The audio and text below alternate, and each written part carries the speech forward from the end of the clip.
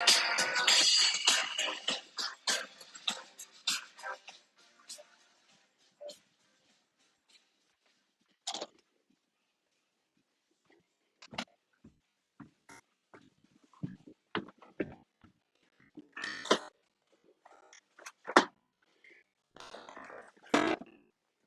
your problem? What do you want? Here, give her up.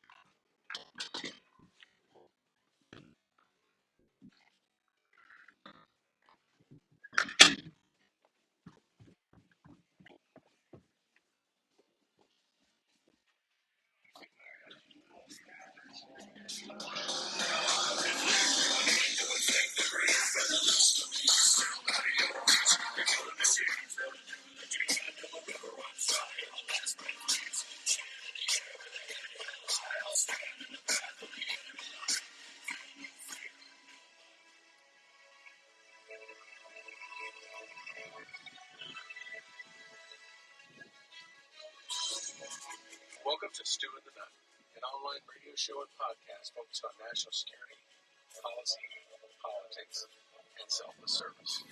We're here to give you an honest opinion, a different perspective, and hopefully a few laughs.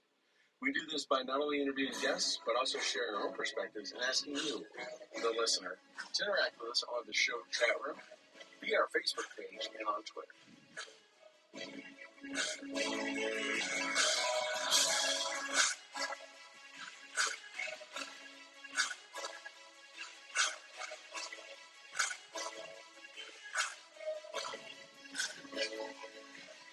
We would like to thank those who make this show possible and allow us to bring it to you.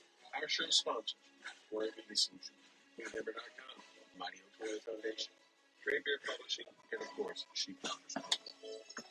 We would also like to recognize some of our favorite nonprofit charities who are doing great things for those who have served this country. Veterans Outdoors, Mighty Oak Toilet Foundation, HealthForVets.com, and the Lord and USS Arizona Memorial Foundation. To learn more about these nonprofits and how you can donate to their awesome causes, visit our website at www.stuandthenunn.com.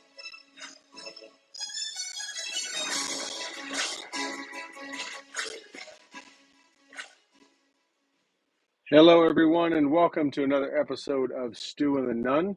Kind of a late episode. I'm sorry for that.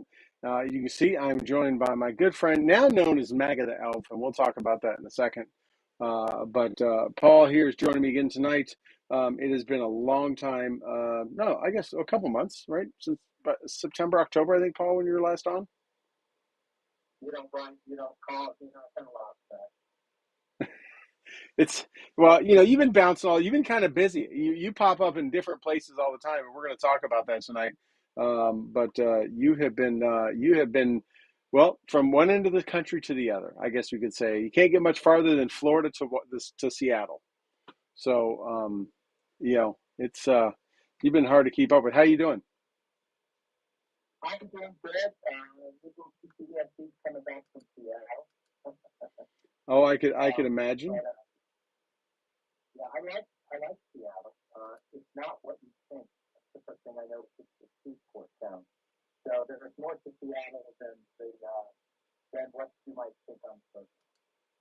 So did you I mean you we'll talk I guess we'll talk about that more in a second. I want to talk about kind of what your assumptions or what your premonitions were about it and then really what happened. But how did well, I guess we didn't talk to you while you've been everywhere from Mar-a-Lago to Seattle to all over. The last time we talked to you, you were very involved. Obviously, you still are in a lot of local issues around around the Northern Virginia area. Northern Virginia's back in the news. I don't know, with this whole with the education and the merit. The merit scholarships and merit awards that's just come up in the last couple of days. Is that something you're also tracking pretty close? Well, certainly it's kind of piqued my radar. I just read today that I think they're up to 18 schools. Saw an article that was in Nunn talks about setting up passing some laws to require immediate notification of families. So the first couple of things that popped up where we would imagine were the tip of the iceberg or the systemic efforts to sort of put a finger on the scale in education. Okay, and what do you? I mean, what's the feeling? We're seeing stuff on the national media, but what is the feeling in the Virginia area? I mean, obviously, it's more affecting them than it is the national media outlets. But there are kids that missed out on the chance to get scholarships or get into better schools and stuff. Is there an outrage locally? Well, it's kind of like the frog in the boiling water. There's so many sort of problems once you start digging in. It's almost like, the doctor cuts open a wound and goes, oh, wait a minute, gangrene has set in. That sounds a bit harsh, but I think that, yes, people are upset. But even in my local county, we've got some things cooking now, even tonight, um, that there's this long arc of, I hate to use the phrase wokeism. It really kind of oversimplifies the conversation. But there is very much, um, the fact is in the head house, in terms of what you would, many of us might consider to be rational thinking. That affects them thrown out the door. Uh, so uh, you look at it and you go, gosh, that doesn't seem fair. And that's kind of, you'll see it in so many different ways. It seems like, I guess, to sort of answer your question succinctly, there's a process that tends to disenfranchise people, and it happens in education, it happens in leadership. I don't have to tell you about some of the, what's going on in defense in government, where you just can't show up and do your job well and expect to get ahead. Right, right, absolutely. I mean, it's a shame that as kids work hard and they do well and they get valedictorian or they earn honors and stuff in school and they get these that politics wokeness whatever the equity is affecting and sinking into them as they get ready to start off in life, right, and try to get a leg up. And they worked hard to get good grades. They worked hard to probably balance extracurricular activities and sports and relationships and everything else and peer pressure to do well, and then to have some equity driven political slant derail or give them a speed bump when they're trying to just get every advantage they can to get a good school, get in a good education, and hopefully get a good start to a life. That's a big because it's like, equal outcomes, not equal opportunity. Right. And that's the kind of that philosophy is broke from the beginning. I mean, you can always give some learned success moments to people. I was a short, redheaded kid in school. Everybody was bigger. I certainly struggled with my own personal self-esteem. I was being a white person.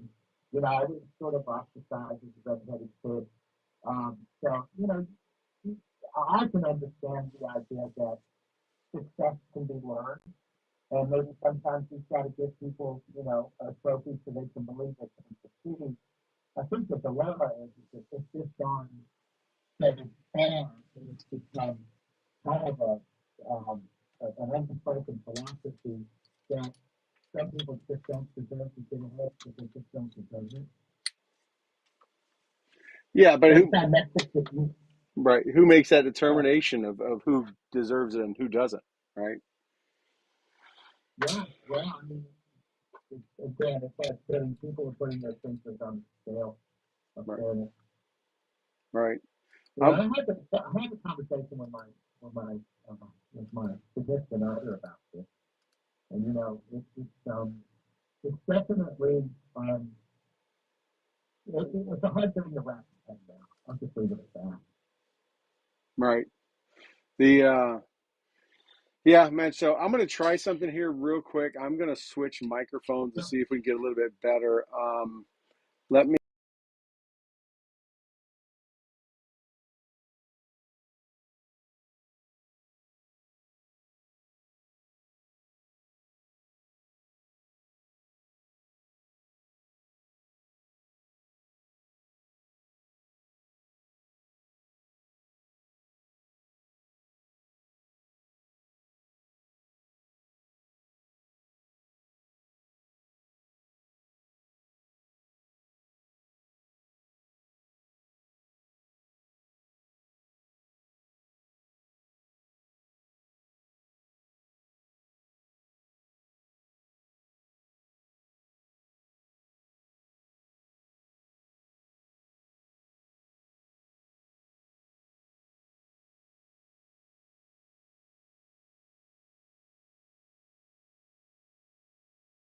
Yeah. So let me go back to where I was doing. Tried that test on the fly. Did not work. Sorry about that. Yep. Uh, Rob, I got you. I'm tracking Rob. The producer is giving me feedback. Yeah, I know we got definitely some audio issues, which is why we started late tonight. Sorry about that. So we're going to try to get through this the best we can, and hopefully people can hear Paul okay. I tried to do a quick mic switch. It did not work.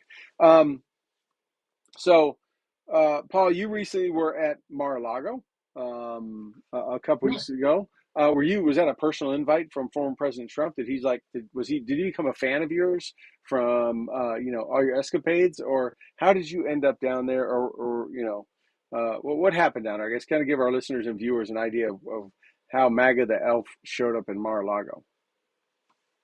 now this is a moment where we're testing my personal integrity. Um, what has that something that I need to tell? Now, actually, I was down there with an organization that builds homes for civilian veterans to handle production.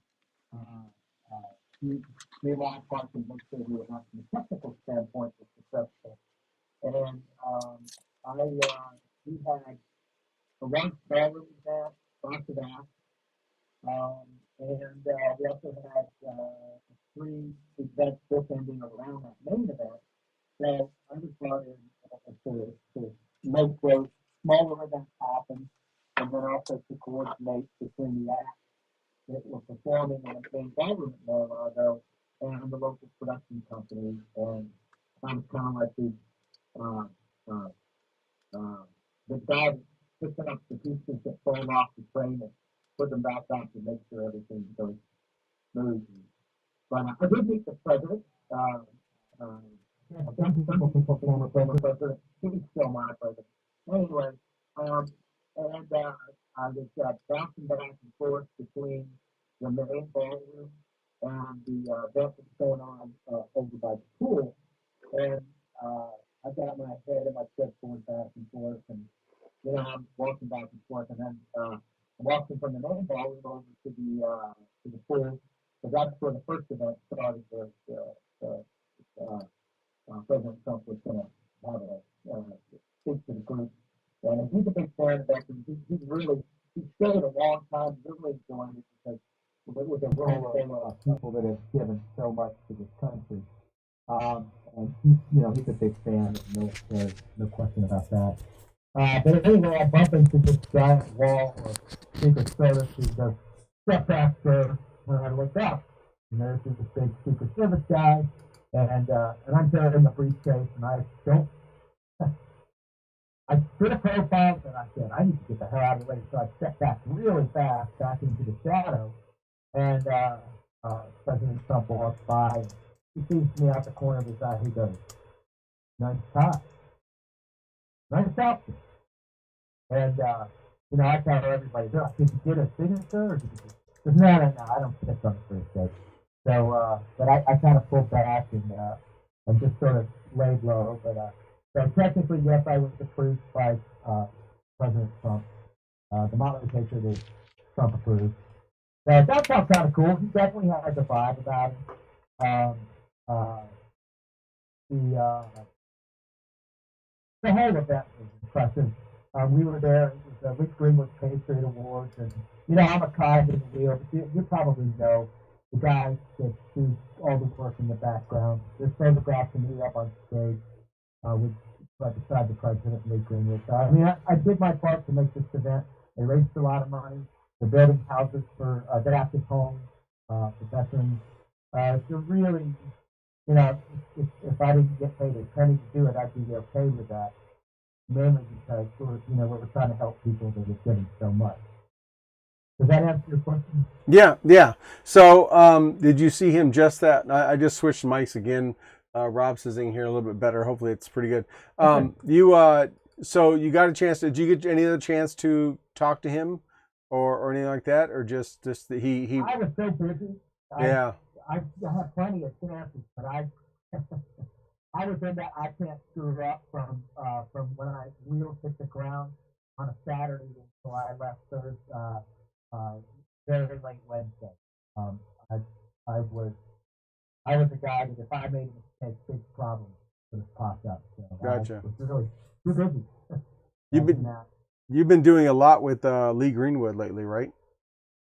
Yeah. I get called in now and then for events. I don't work directly through his people. I work for the organization that he works with. So, I did a number of home dedications down in South Carolina and North Carolina. Did an event up at Long Island for him where I met him. And he likes my work, and he's comfortable working with me. So I don't know what this future holds, but a lot of times these calls come 30 days out, sometimes 2 weeks out.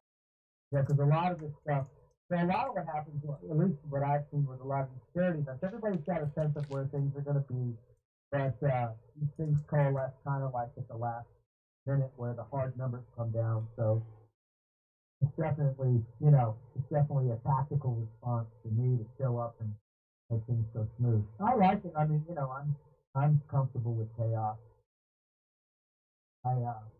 I've been doing, we call it combat audio at the end of the day, and you got to show up and make it work. And if you do it right, nobody knows you did anything. Right. So you've been, so you did that. You did Mar-a-Lago. We talked about Seattle. You were just out there. But actually, before I get there, in Mar-a-Lago, you introduced us to the MAGA, the elf. I guess I'm assuming we may hear a little bit from MAGA tonight. But what was the inspiration for that? Where did that come from? And you have the whole costume. You had the whole, you look like an elf and all that. How did that come about? Yeah, there's a little history to this whole elf thing. Back when Attorney General Barr, I'm sorry, Attorney General Barr, William Barr, brought in. Every Christmas, I'm a festive guy. I'm thankful for another Christmas on the old planet Earth. I tend to be a little bit serious and happy. I've been dressing as an elf during Christmas. Just for fun, when I was a little kid, we had those little German elf pine cone things around my Christmas tree when I was a kid. And so, it's just kind of an iconic imagery for me with Christmas. So I'm up in age. Typically, I've got my big beard. So I would put an elf outfit on, and then kind of every Christmas, and I pose with lanterns and things like that. It's just for my kids, really. Later on, but then when we were doing an event for Attorney General Barr's daughter's marriage at um, the Willard, anyway, in DC, and I was there loading in the band. It was a 16-piece R&B band, and I'm the only white guy in the band running around in an elf outfit just to bring levity to the Christmas holiday show. And the attorney general Barr says that to talk to me about coordinating the event. So sure, let me go ahead and change into my text for the show. And Attorney Barr goes, "How did you do that?" I thought, oh, that's kind of funny. So I ended up running around all night in an elf outfit at a big soiree for my daughter's wedding, and I was in a million photos. So I guess when Attorney Barr was brought in, like 2018, I guess. I can't remember when it came in. It might have been sooner. But it just sort of stuck, and then as I was every year continuing it, and sometimes I'd sing with some folks with they were to answer your question more simply.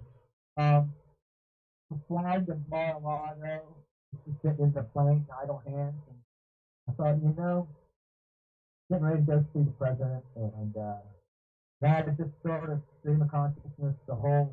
You watch some of the videos. Um, like, there's a lot of ideas and thoughts that came out. I wrote a song on the plane, and thought, well, we'll do well. I'm in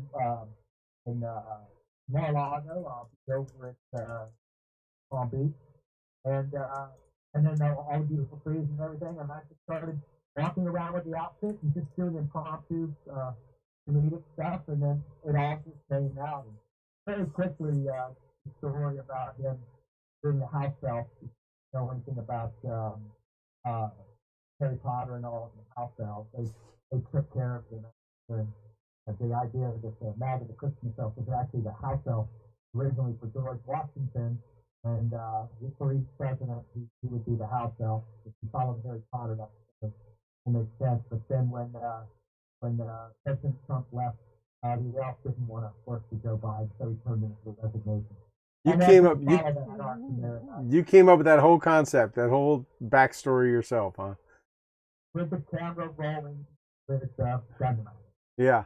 That's kind of how my creative process works. So I thought maybe you were gonna go like you were like the alternate short brother of the elf, like Will Ferrell's the elf, right? You were like the opposite of that, where the 6'4". Not that you're a little bit shorter than that, but just well, he wasn't a very serious elf. No. Magic Christmas elf means business. Yep. He's a serious elf.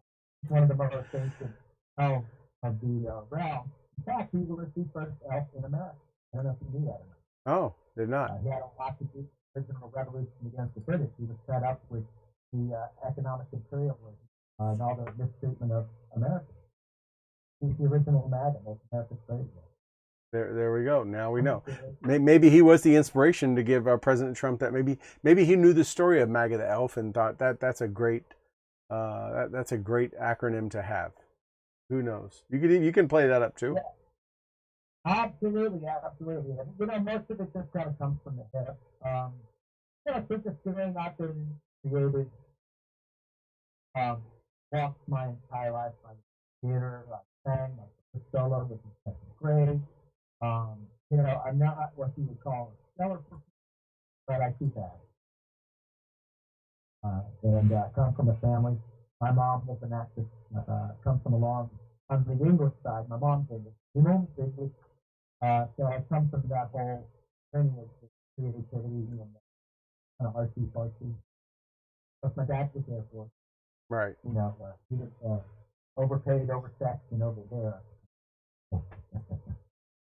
So you went on to Seattle. You were out there, and MAGA showed up out there again, and you kind of played it up some more. You were out there in the liberal den of wokeism and progressivism, I guess did you go out there with some premonition? Did you go out there with some thoughts of what it's going to be like, and was your mind changed, or?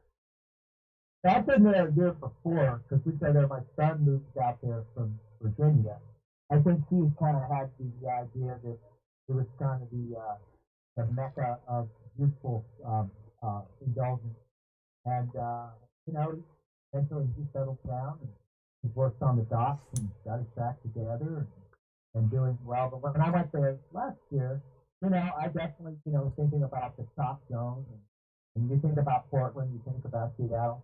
But then I have friends that live in that area and Washington and Oregon and out there. And I'm like, that's kind of what you would think is the sort of progressive, angry, folk type.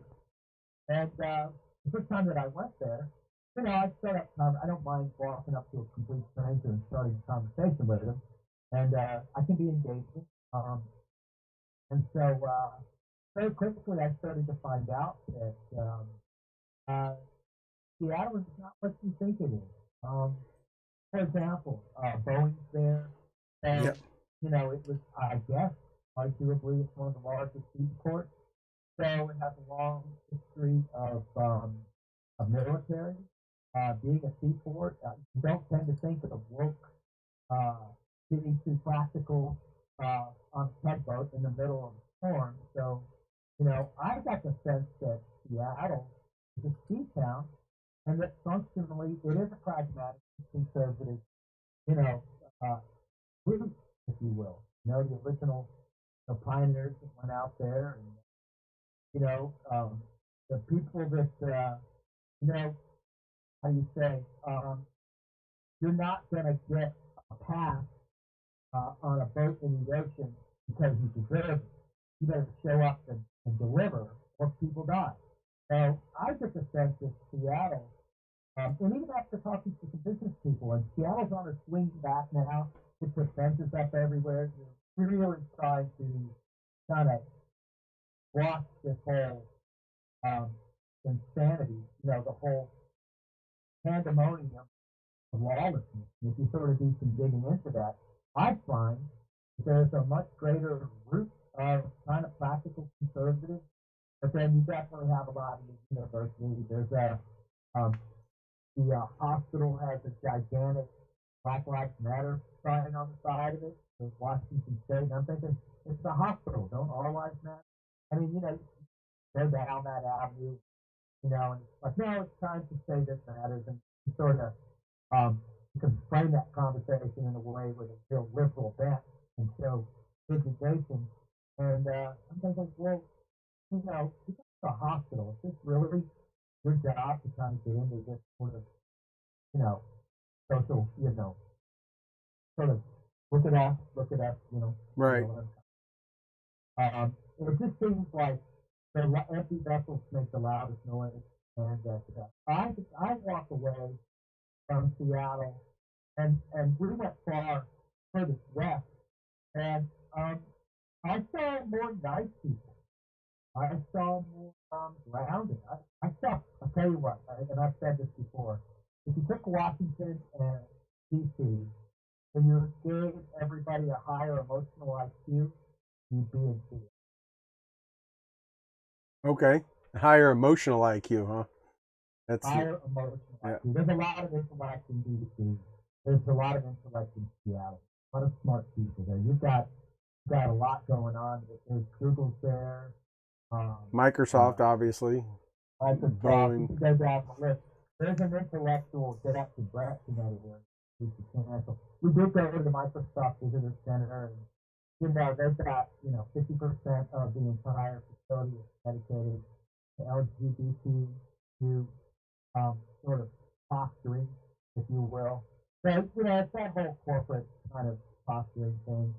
Um, and we were going to talk some more about that. You asked about locally, but I like Seattle.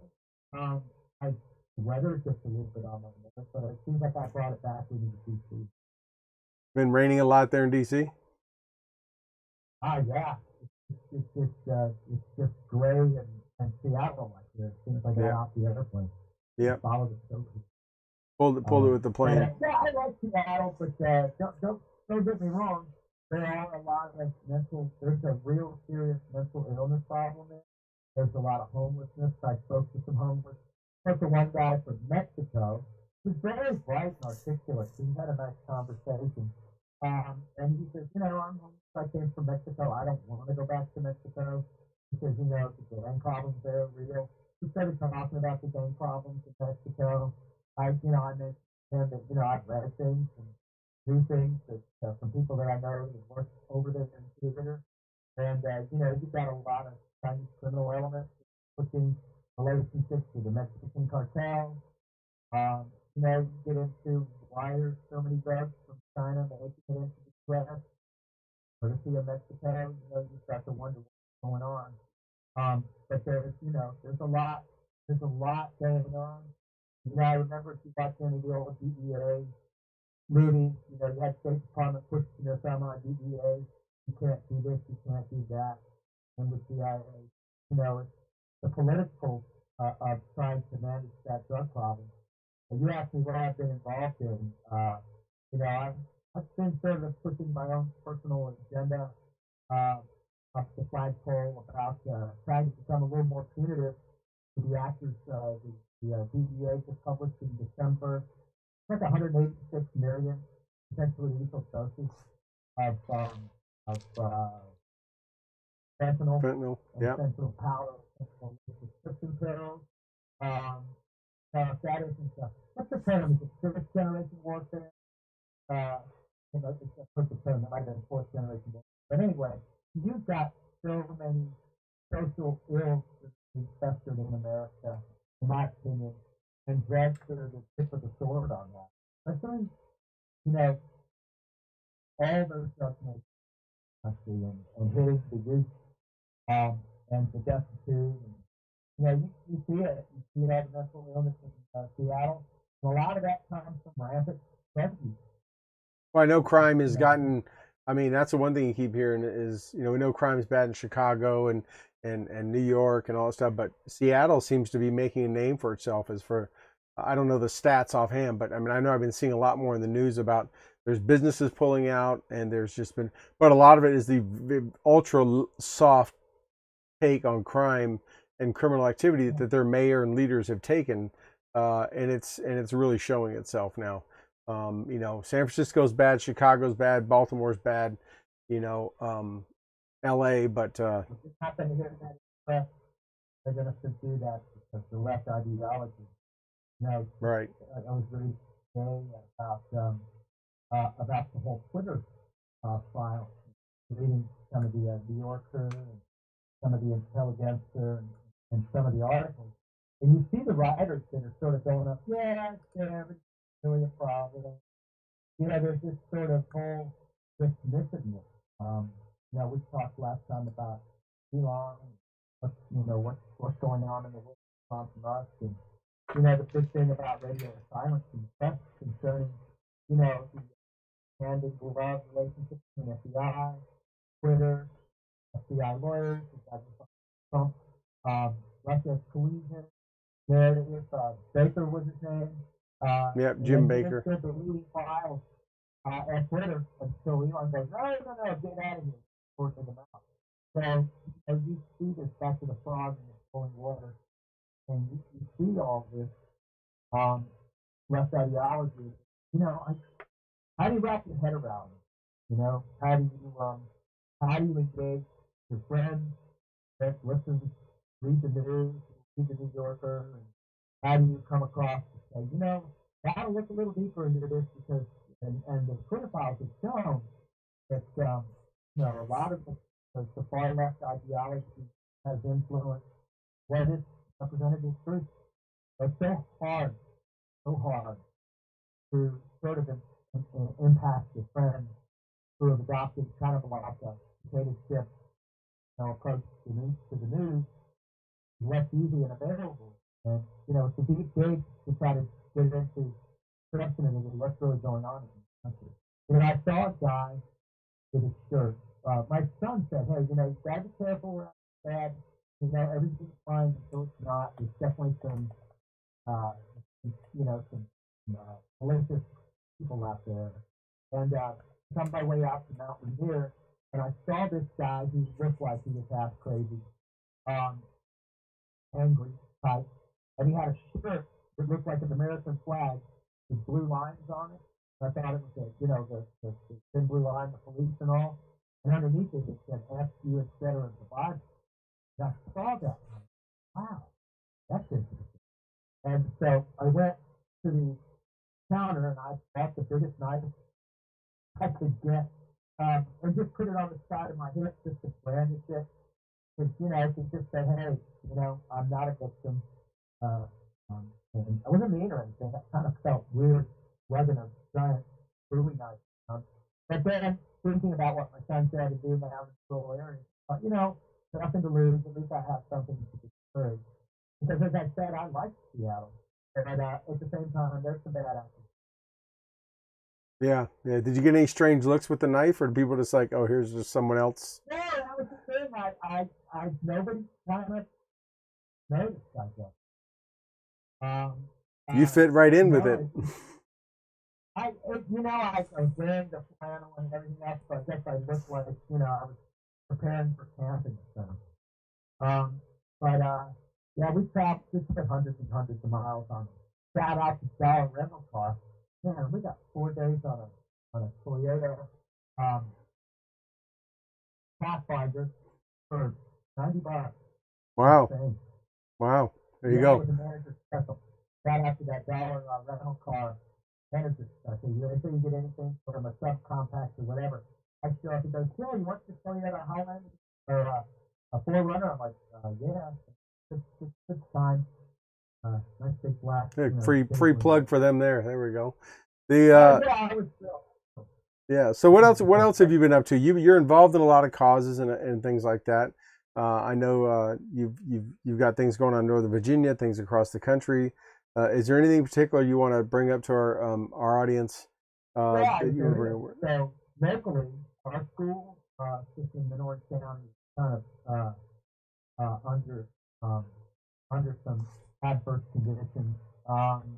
We have an organization in town that started to sponsor drag events at the local 501c3 organization that's supposed to be encouraging arts for kids in the community. And next thing you know, they're doing an art of makeup and drag at our local community event. And then we start doing some digging into this guy, and this guy is toxic. He's toxic. And we're running into problems, a lot of sort of it's hard for me to sort of try to put these into words, but, for lack of a better phrase, the culture of our society is under a great shift. The sands are shifting.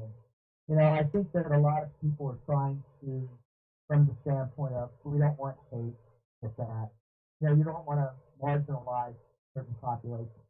The problem is, you've got 1% of the population dictating how the 99% of race is. Kids, you have this kind of dichotomy between what truly is equity for parents and how they raise kids, and how once they're out of sight and out of school. So we have this thing now that met today where they're outsourcing the running of our local school system. And so now there's kind of hand in glove coordination between a lot of these far left kind of woke ideologies are really working collectively to try to change the fabric of our rural community.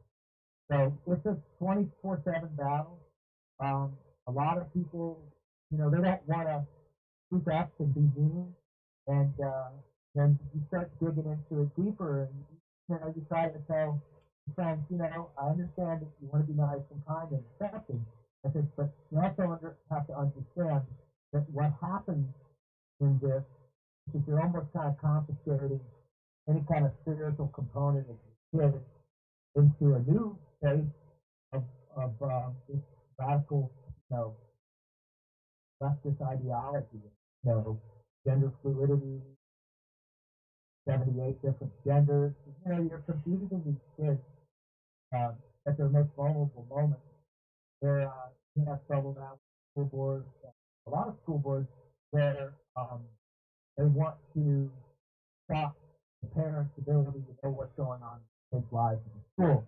So there's this kind of hand in glove relationship between some of the forces in education that are trying to push this whole new, you know, back to the Bible. I mean, you know, I think there's a war on faith in this country, and I think a lot of it plays with a faith of wokeism. You know, it's like the new religion is anti-religion. And a lot of, oh, this is how you do it, this is how you do it. It's like, you know, they're kidnapping the souls of our kids, you know. And a lot of people mean well when they try to identify with it. You know, love lives here, I get all that. But then you start to look at some of the people that are, you start looking underneath the hood of what they're trying to do, and you go, this is it. Well, I like your, the term, the being anti-religion has almost turned into a religion, right? Yeah. Yeah, I mean that's like you say, it's whether it's not just anti-religion. I would frame it up as anti-values, anti like morals, anti. Look, we talked about right. How much are companies investing and putting money into efforts to attack this country and whether it's attack our police and stuff like that through Antifa and give people breaks to other groups that are coming after to pushing their wokeism and progressive and values that I mean let's look at the NHL, right? You got this NHL player, the hockey and National Hockey League is kind of known to be a pretty tough sport, no BS, not really a lot of wokeism and all that stuff. And you got a player who's Russian Orthodox who says, hey, I'm not gonna go out and do warm-ups with wearing a gay pride rainbow jersey and tape on my stick. That goes against my beliefs. And the NHL supports him. His own coach and team supports him. That was his choice. But all the ESPN has turned into this woke. It's practically the CNN of sports and MSNBC of sports, where they've just come after him and went after this guy left and right and center. And the reality is, fans of the National Hockey League, one that I am very much one of, don't care, right? And the team doesn't care. But the NHL administration and group wanted to make a thing about it, right?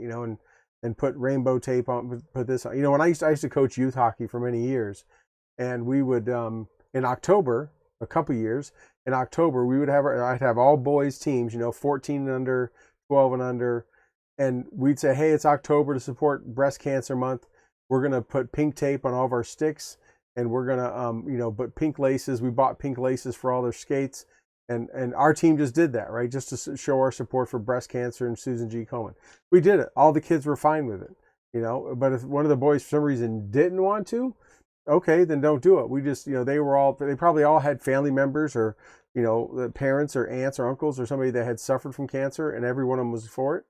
But it wasn't like we came out and people, liked our team or didn't like it or anything else just because we did it. We just did it. And the NHL wanting to support, the LGBT communities, fine. But, if a player doesn't want to do it, then just like if a player doesn't want to kneel, and he or she shouldn't feel compelled to kneel at the anthem because all the other players think it's the cool thing to do, right? Or the team or whatever else. And, you see that eking into all the, which, whether it's sports or an entertainer, a singer, an actor, I don't want your opinion about what you think about politics.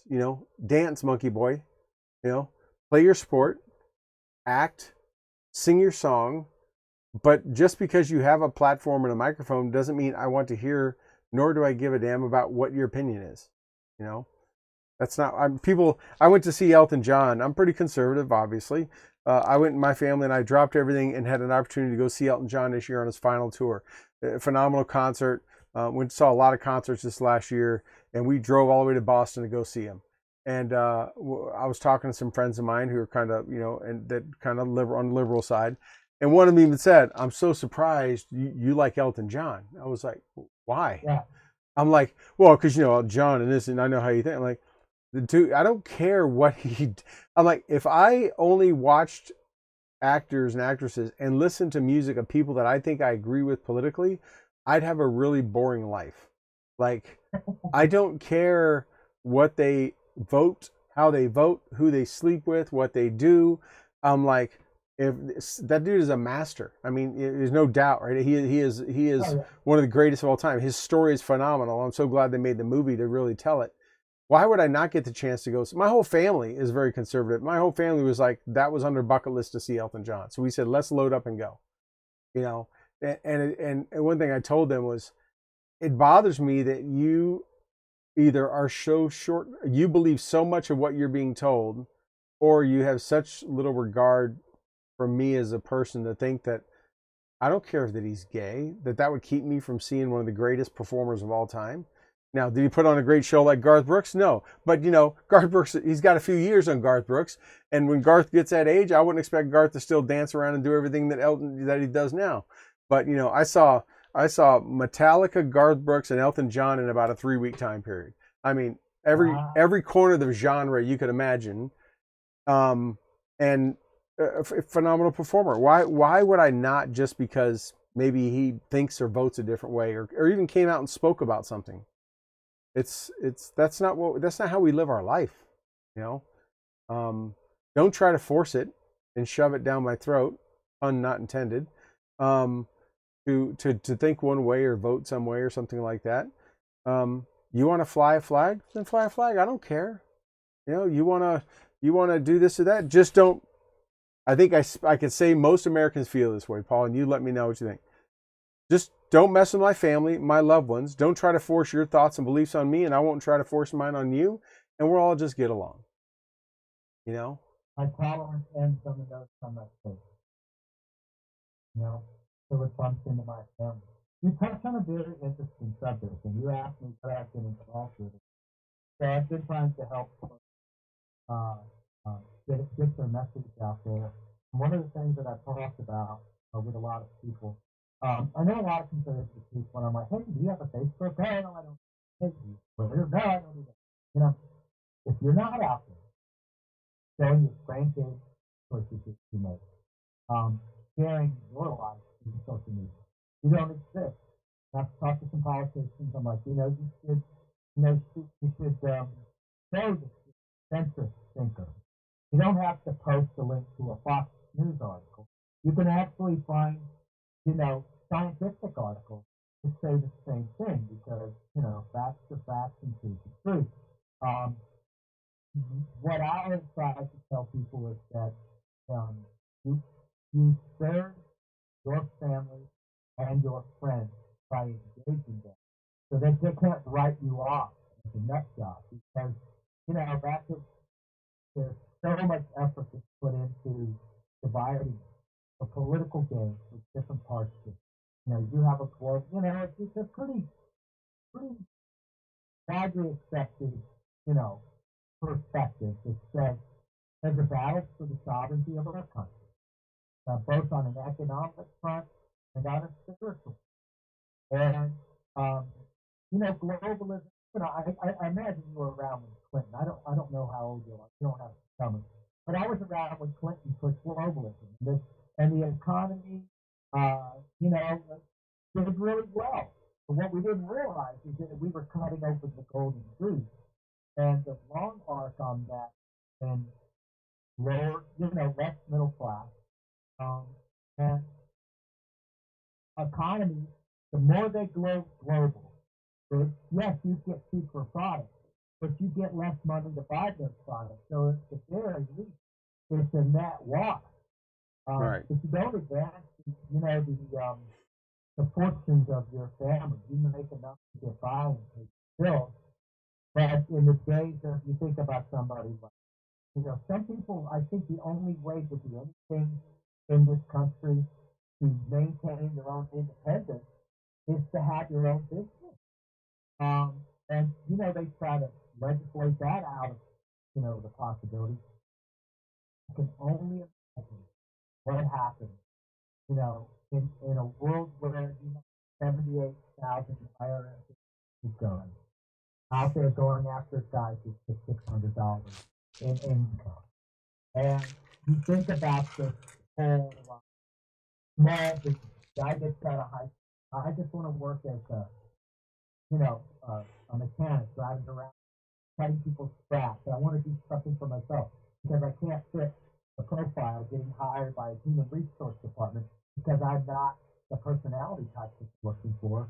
You look at the people that are going to go out there and sort of start their own little, carve their own thing from a rock. Um, you begin to wonder, like, if I were to try to, I remember when I was having experience with the business I've had for years, and I remember that to do my business in Fairfax County was completely different than to do my business in Fredericksburg or rural county. Fairfax County, you're going to license yourself up. You're going to have to find a commercial location that's going to cost you, 3-4 large amounts to actually be able to store your tools in a building. Home businesses, you can't run home businesses out of Northern Virginia communities. There's all this rules and regulations. But of course, you have all the Latinos that are working out of their trucks and just kind of taking in and getting it done because they have hustle. Welcome for that. But if you follow the rules, where is the country that was built on individual risk? You know what I mean? You wonder about what is the future of America, where the only people that get jobs, we were talking about how many men are underemployed or not employed, not looking for work. There was a article the other day I was reading about how the real numbers, not unemployment, but the real numbers of people that just aren't even looking for work. And you look at the hiring principles and what the human resource departments are, the decisions that are being made. I spoke to a really interesting girl in DC, and so much of the decisions, a boss can't hire somebody necessarily because they think they can do the job. They have to go through their human resource department and already have a set of criteria on who they're going to hire. Now you add wokeism to that, and suddenly you start to understand that the path forward is it's dyed in the wall. You wonder why there's so much wokeism. Because the people that move ahead are the ones that stay in their lane, the ones that took the gender studies classes in college. You've got to check the boxes. It's a very toxic world for people that think for themselves. And, one thing that's interesting, and back to your original statement, a lot of people say, oh, there's no religion. I go, I see faith is a problem for wokeism because collectively, it tends to be accepted that most conservative Christians or most Christians tend to vote family values, conservative values. Even first generation immigrants, especially legal ones that come in, they tend to be conservative, And I remember a sign, a billboard sign in Seattle that said, "I am not a perfect Mexican daughter." And reading between the lines on that was a direct attack on the moral component of a lot of your Latino immigrants. There's a lot of them are very connected to their faith. Yeah. It's faith is a problem for the left. Yes, yeah. Well, it's one of many problems the left has right now, and when things don't go their narrative, and go against, and they start eating themselves. No, they do themselves. It's more fun than watching a bunch of people arguing on the side of the road in a fender bender. Yeah. That's pretty much what it is. So speaking of eating themselves, we've got these classified documents popping up everywhere. You got a spokesperson who she is just, she has to absolutely hate coming to work every day, because it seems like she's just set up not to succeed. Because when you get CNN and CBS and all the rest of them start turning against you, you're done. It's Not now. She's not facing anything harder than what spokespeople face when it's a Republican in office, because Lord knows they get attacked left, right, and center. But when you spent a couple years, when you had all this time where you haven't had to face that, you've been handed with kid gloves, and all of a sudden you start getting asked those hard questions and really getting called on the carpet, and she doesn't have any backup. She's not doing her boss any favors. That's for sure. So let me ask you a question about. So I understand that the idea of top secret is kind of a set in stone conversation. But then there's the perspective of everything top secret and the overclassification of that. Yep. Then there's the question of Hillary Clinton having servers that are not, so that she doesn't have to respond to FOIA requests. And then there's the question of if somebody's doing the business of our country, they're going to have documents, they're going to take work home, they're always remote. I look at that and go, am I surprised that there's documents in the president's possession? Not really. Is there due diligence of staff? Is there a specific staffer that's micromanaging the documents that are in and out of the president's day to day? He carries his document into his car, goes in the house, there's Secret Service around him wherever they go. If something gets set down. I understand the importance of sort of the custody trail on this document. But at the same time, work is messy. Just the idea is that the president not sit there and get us a call from, Vladimir Putin and the documents get set aside and something. They're always going from one chaotic moment to the next. And I look at this whole thing like, I say, what? I think it's noise. I think there's bigger problems. I think these Twitter files actually show the hand-in-glove relationship between social media and the FBI. I read the article from a New York Times journalist who says, oh yeah, the Twitter files are there, but doesn't really mean it. And if there hasn't really been a gotcha on where everything that Trump said, fake news. There it is, and so you have to ask yourself, is this just some noise to say, oh yeah, they got it now, so we're like all focused on those documents. Meanwhile, you've got this Church Commission 2.0 that Republicans are talking about, and I don't know where that's going to go, but arguably, the FBI, you put on the list of all the three-letter companies that have been deeply involved, and I understand the idea of trying to keep the general zeitgeist of the country in check. I get that.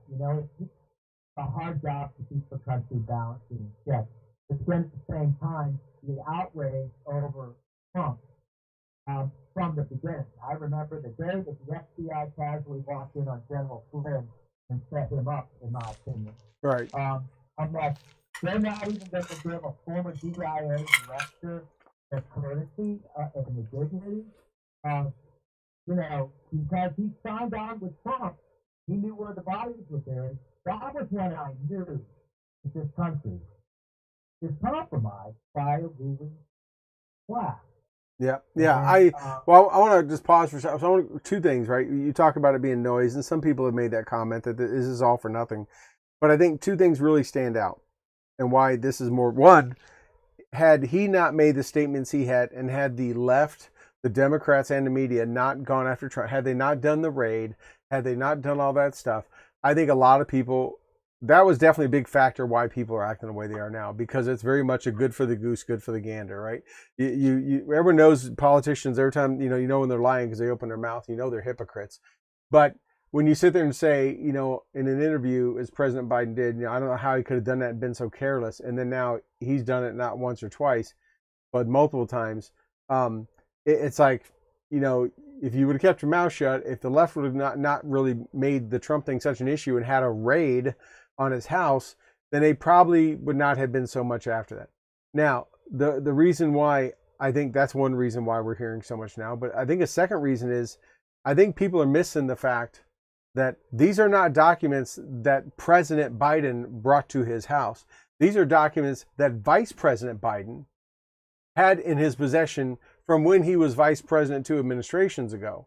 So it's not like Trump who, we know President Trump was not packing up his own boxes when he's moving. I mean, you do a move from house to house, you don't pack up everything. You hire movers, they move it in, right? The government moves the president, and they do all kinds of stuff. That doesn't mean he doesn't have any accountability, but it's not like, in the stacks of stuff and the reams of stuff, he was out there packing it. Number one. Number two, he does have the ability to declassify stuff, but it was from his administration. These documents sitting in a garage, sitting in a, which by the way, that were in this Penn Biden Center, which did not get built until after he left office. That means they were somewhere else. It wasn't like they got mixed in with a whole bunch of stuff. They moved stuff into the Penn Biden Center, which means somebody went through that stuff and said, we want this there.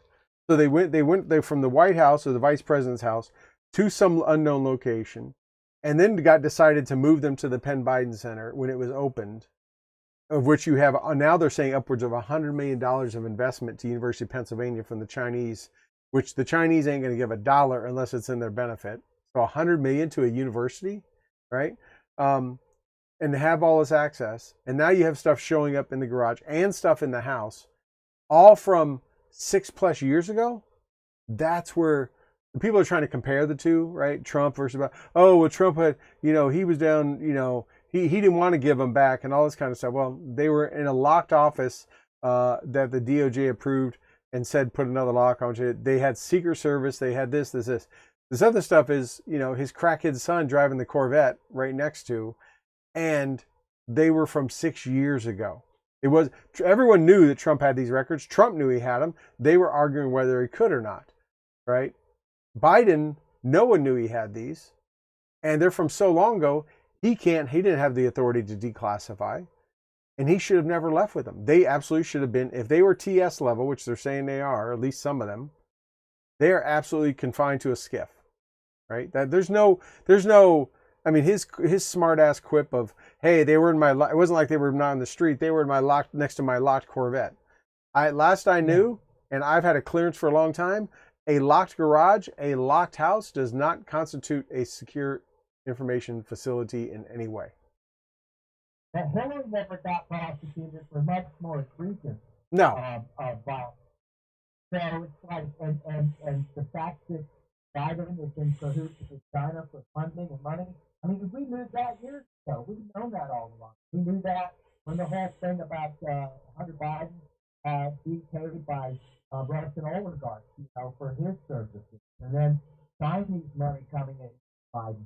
We've all known this all along. It's kind of one of those. It's kind of like Hollywood all knew what those Weinstein was doing. Everyone made jokes about it, but no one ever did nothing about it. Everyone knew what Epstein was doing on his island. He had a freaking island, and no one was doing anything about it, right? You're right. Everyone knows now Hillary playing her little, I don't know what, I thought they were scrubbing the servers.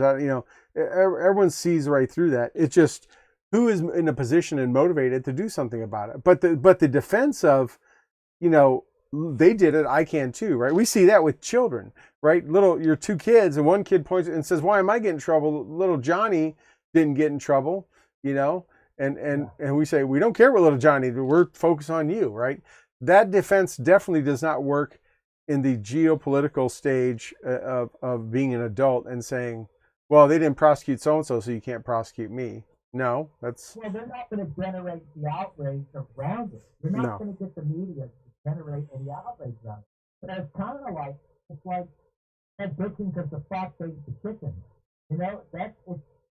Well, we say it about Hunter, right? We say if the Trump children did a 10% of what Hunter Biden has admittedly done and recorded himself doing, the left media would lose their flippin' minds. It'd be 24/7. They would take every other show off except The View and just do news all the time about it. If they did 10% of what he did, if they got Donald Trump Jr. with 3 hookers snorting cocaine and Ivanka freaking in a hot tub and all that kind of stuff, and being paid $50 million, 50 whatever it was a month or a year to be on a board.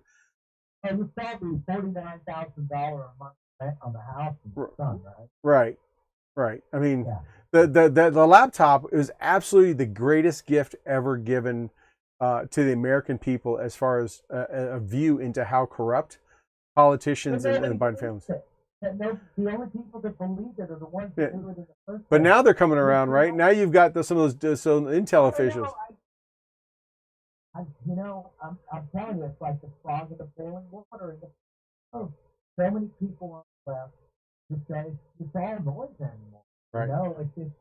Well, people are getting burned out of it. Yeah, people are getting burned out of it. They just, yeah, absolutely. But at some point, you got to hold someone accountable. It's going to take the prosecutor that's going to go after it. Right. There's no political future in that job. Right.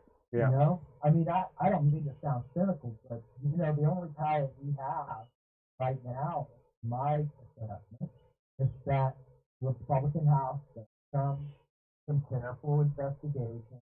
We do show that, like right now, I think everything that was discovered about Twitter exists on YouTube at this very moment and exists on Facebook and Instagram.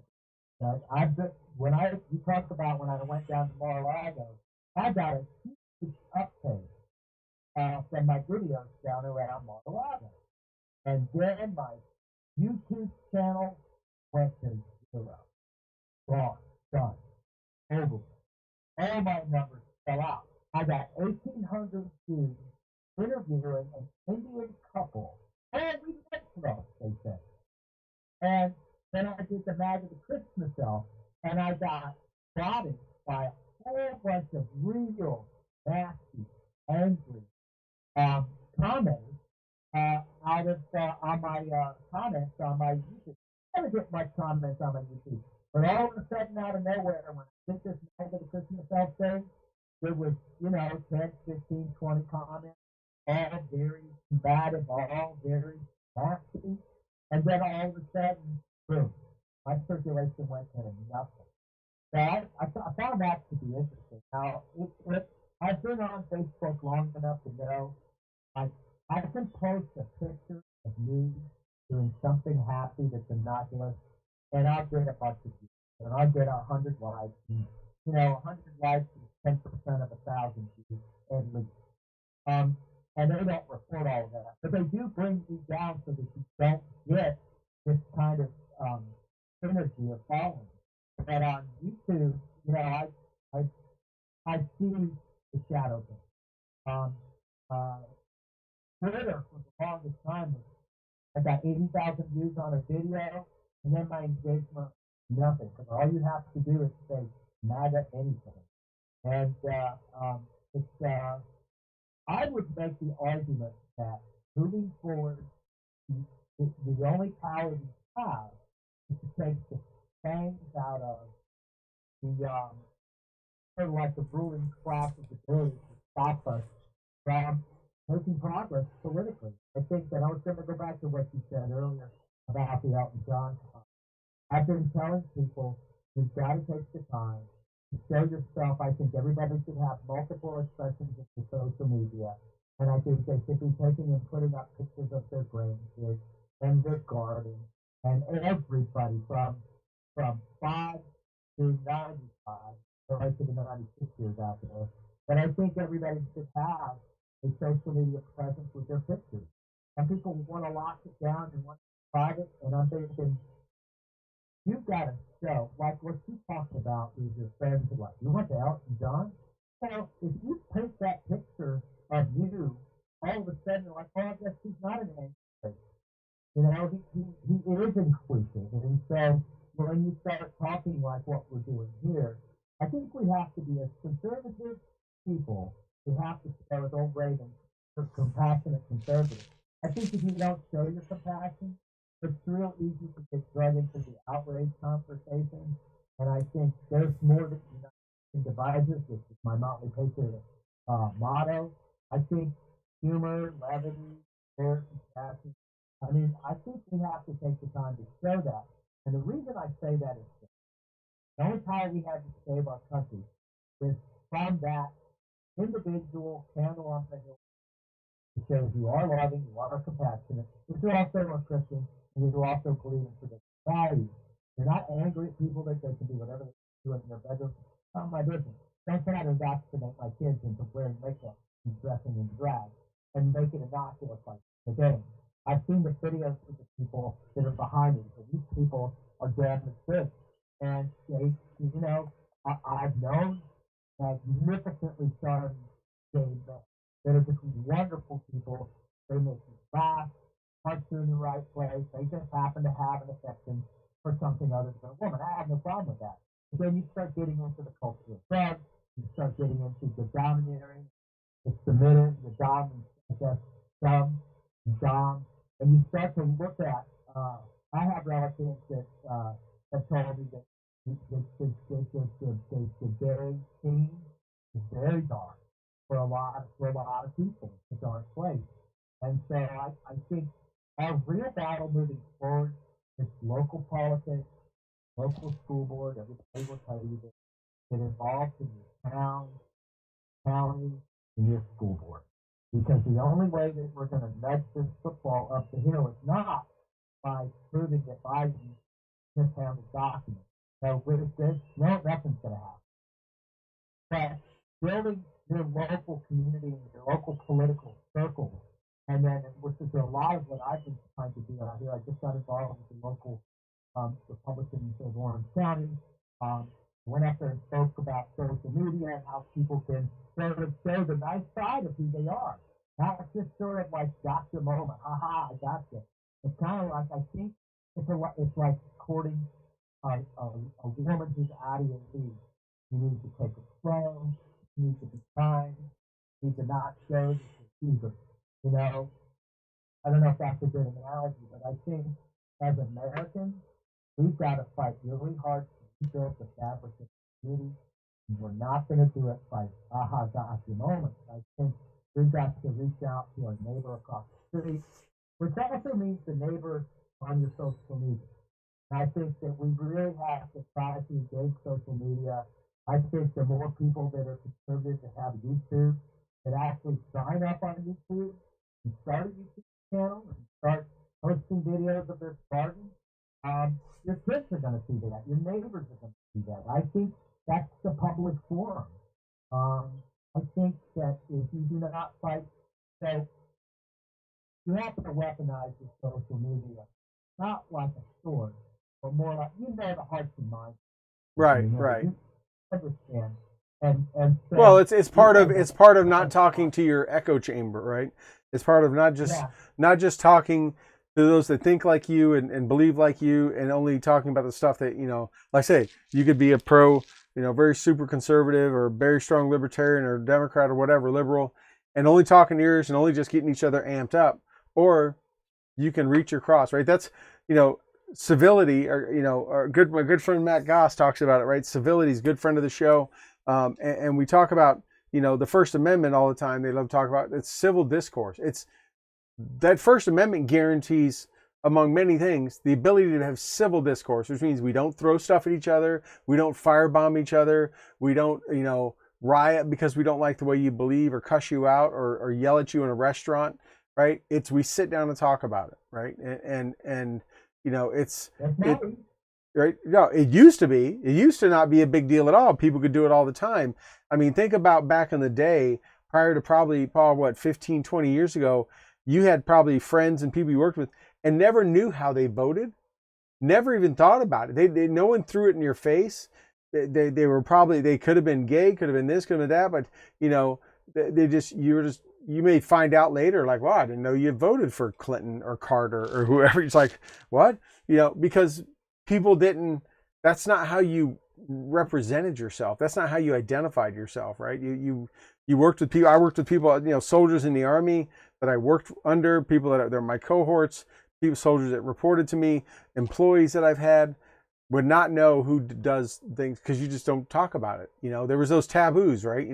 Politics, abortion, there's always those taboos, religion, those three you just didn't talk about in social circles, and everyone got along great. Right? Yeah, now you have to talk about it. You have to figure out a way not to deal with it head on. You've got to let people come to their own conclusions. Are a nice person. Well, You do care. now they've taken all these other objects and made them representatives of your beliefs. Oh, you wear a red hat? Oh, you drive a Prius? Oh, you wear a mask? Oh, you've got pronouns listed on your underneath your name or say your pronoun. Now we have all these other characteristics that by virtue of you liking, having, or saying something, you get put into a corner. Like, oh, you're one of them. I see more masks in DC than Seattle. You see more what?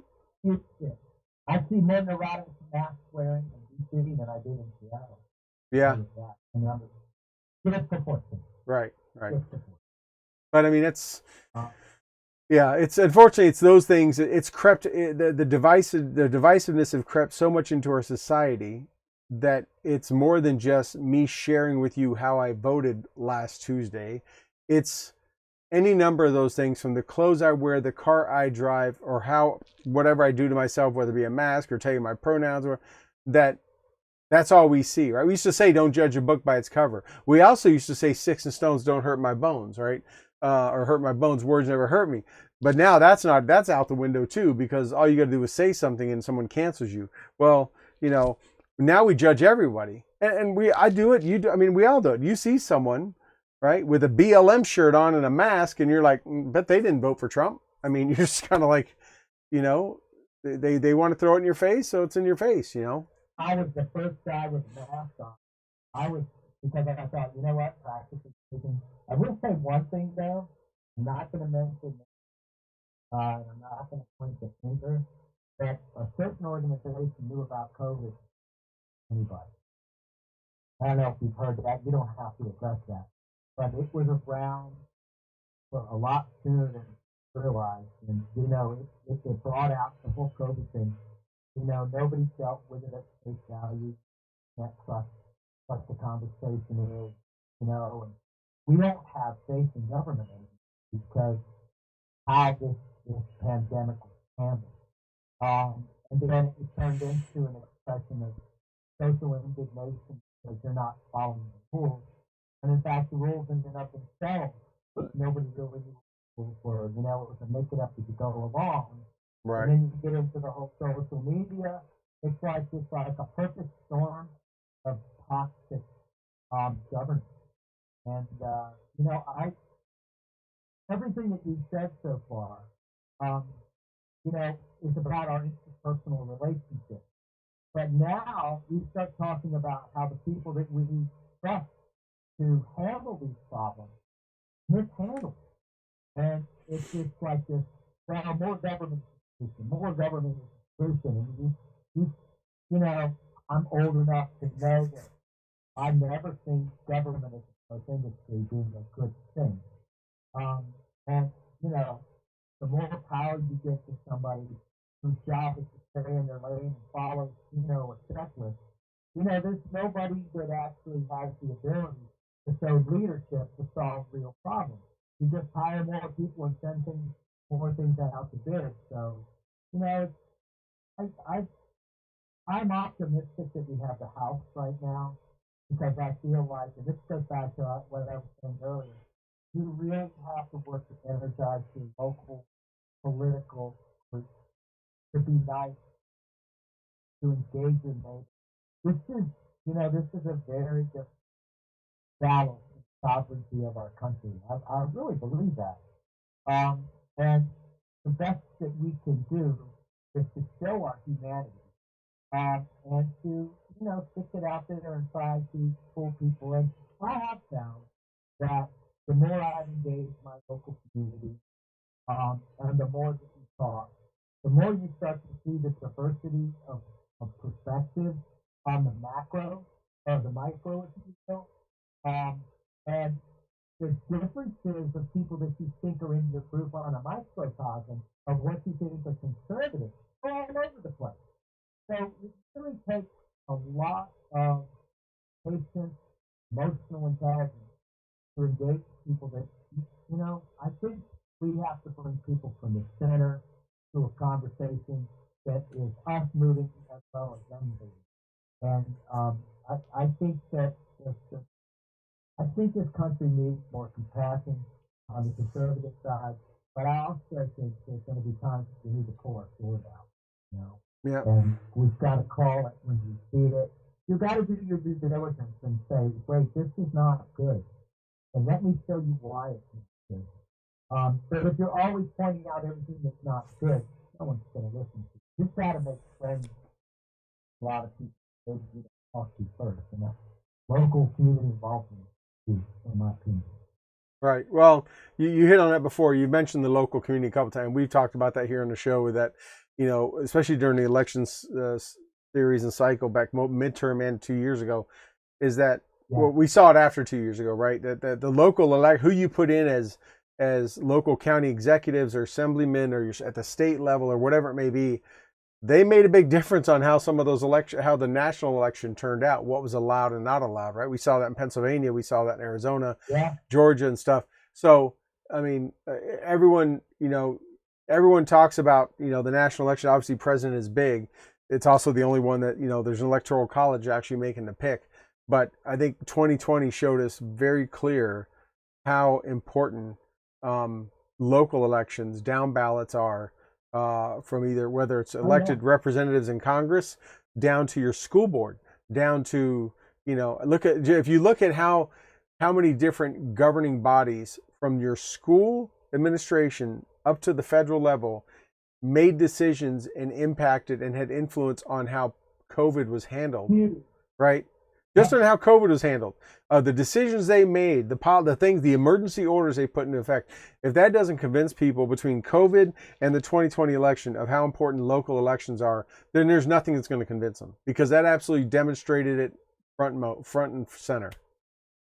And you have more power. So I was talking to a gal who does a lot of political on a higher level, and her statement is, you can write a letter to the congressman, or you can get together and lay low and get 20 of the people in the community to do it all at once on a single hit.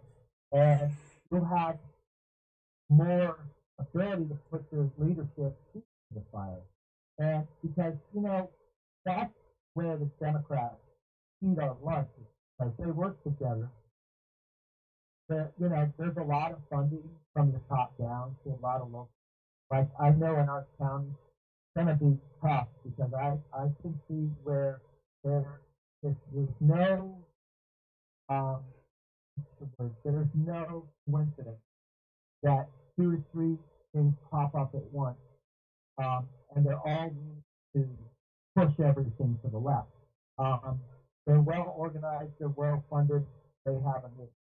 What we have to do as a community is to start to build this coalition of people, and I've seen it locally. We managed to unseat our local town council, and all of this popped up around that event over them painting over the mural.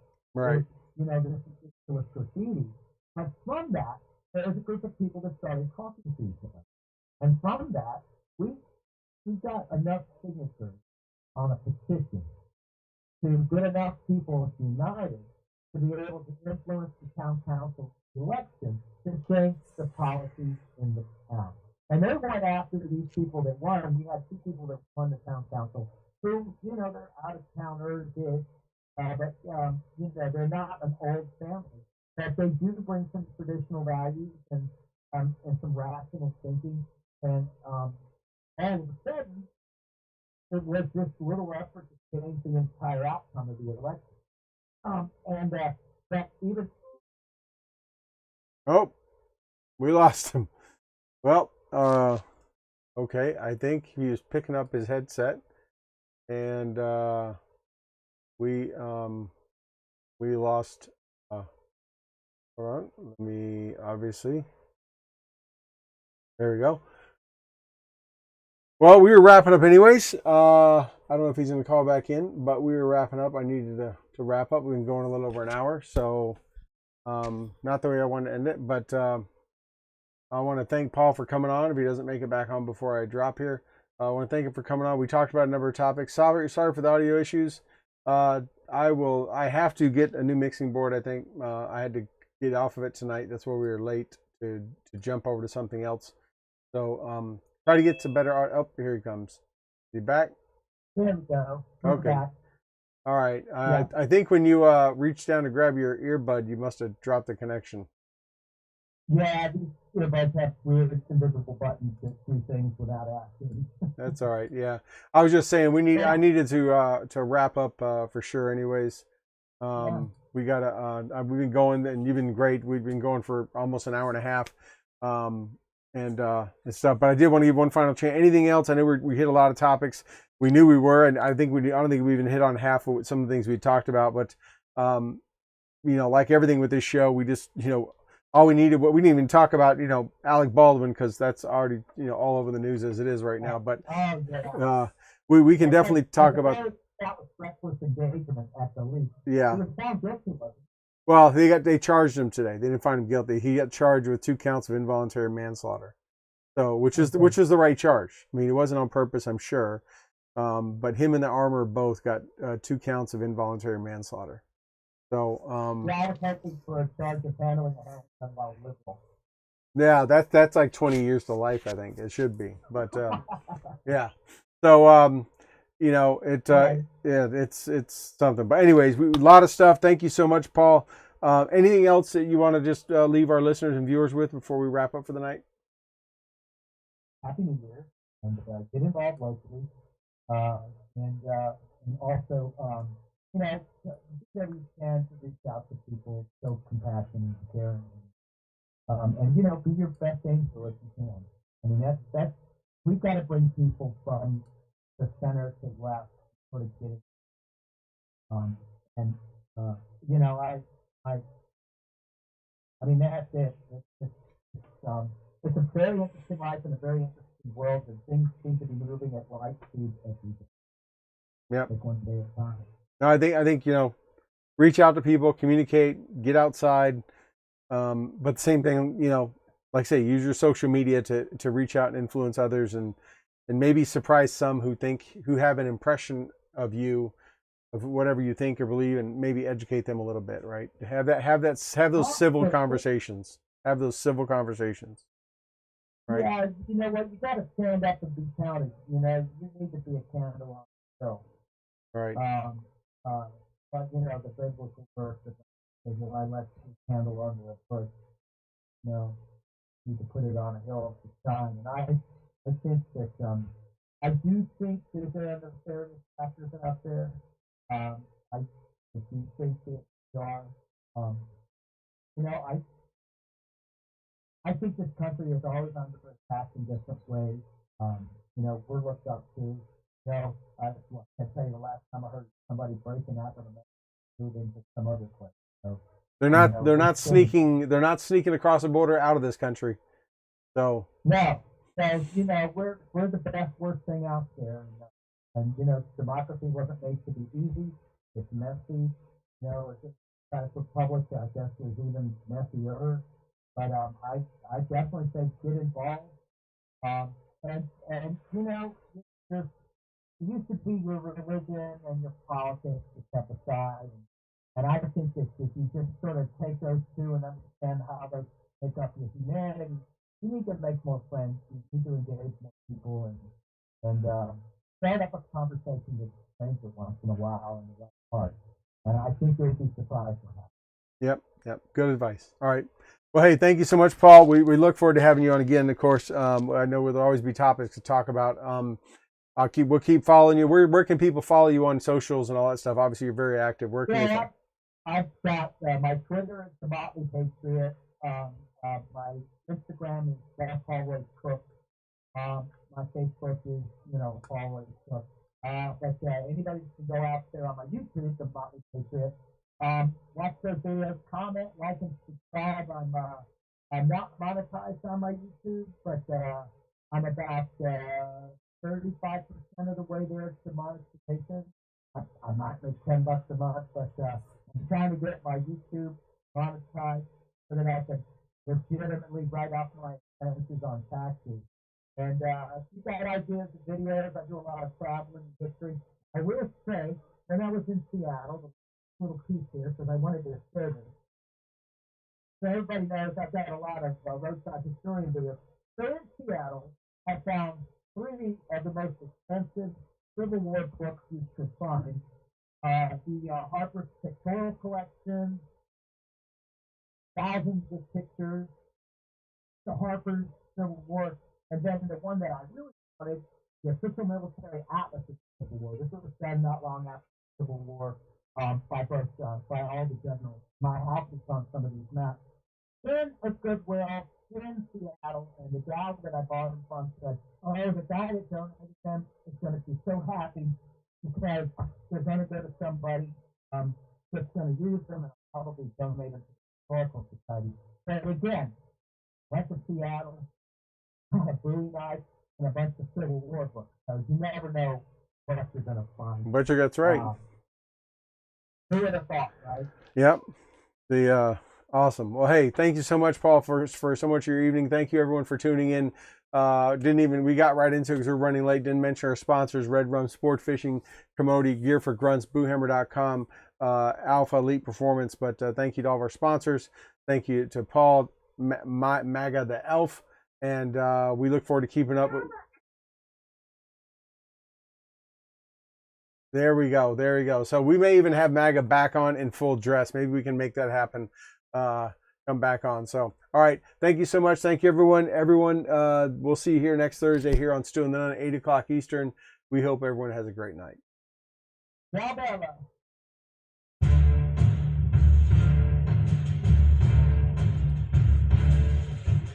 Well, that wraps up another episode of the Stu and the Nunn Show, and we hope you had as much fun listening to it as we did this evening. Don't forget to like our Facebook page and follow us on Twitter. You can find all these links at stewandthenunn.com. We will talk to you again next Thursday at 8 p.m. Eastern, 7 p.m. Central.